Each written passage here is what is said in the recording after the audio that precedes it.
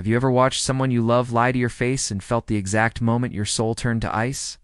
It was 2:14 a.m. on a rainy Tuesday in Chicago, and the only light in our bedroom came from Elena's phone, glowing like a radioactive secret against her cheek. She was smiling at a text while I laid 3 inches away, pretending to be dead. I saw the name Mark pop up, a name that didn't belong to any friend or colleague I knew. My marriage wasn't a sanctuary. It was a crime scene, and I was the only witness. I didn't scream or reach for the phone. I just started counting the days. If you enjoy our stories, please subscribe to the channel. Tell us where you're from and what time it is right now. The next morning, Alina was back to her usual self, arrogant and manipulative. She complained about the coffee while checking her reflection. I watched her leave our condo on Michigan Avenue, her heels clicking with a confidence that nauseated me. Validation came a week later. I followed her to a parking garage on Ohio Street, tucked behind a row of luxury storefronts.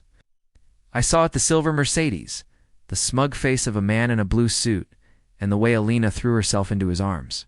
They laughed. They thought I was at the office, burying my head in spreadsheets to pay for her designer bag. I spent the next month as a ghost in my own home. I gathered receipts and synced her cloud account to a burner phone.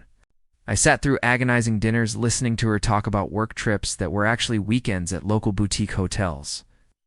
Every time she kissed my cheek with those lying lips, I felt a piece of the old me die, replaced by something ruthless.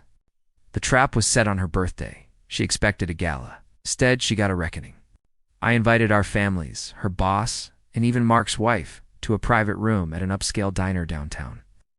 When the lights came up, it wasn't a slideshow of memories. It was the metadata of her betrayals and hotel bookings. The silence that followed was beautiful.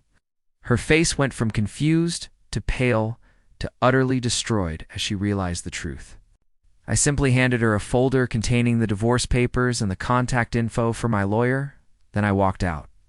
I walked out into the cold Chicago air. Now, I sit in a quiet apartment, the city lights blurred by frost. Revenge isn't a fire.